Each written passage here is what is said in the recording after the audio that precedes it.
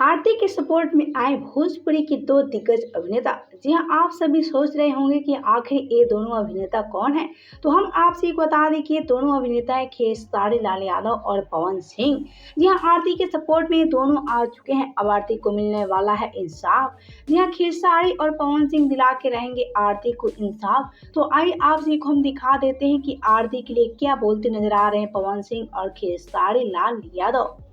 नमस्कार प्रणाम। हम खेसारी लाल यादव सबके गोड़ छू के गोड़ लगता नहीं। बस एगो बात कहे खातिर माइंड बनी लाइव सिर्फ कि आज हर एक घर बाद कोनो ना कोनो प्रॉब्लम बा। तो ये प्रॉब्लम में हम सबके साथ होके के चाहिए, सबकर साथ रही, सभी सहयोग करी। भगवान हमारे भाई के आत्मा के शांति देस।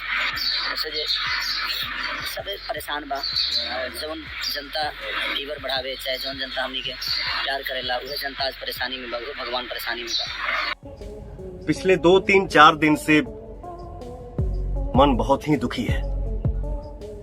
बिहार के जो घटना घटित हुई है उसे मैं कड़ी से कड़ी शब्दों में निंदा करता हूं और बिहार सरकार से मांग करता हूं कि दोषियों को जल्द से जल्द पकड़ा जाए और उन्हें कड़ी से कड़ी सजा दी जाए।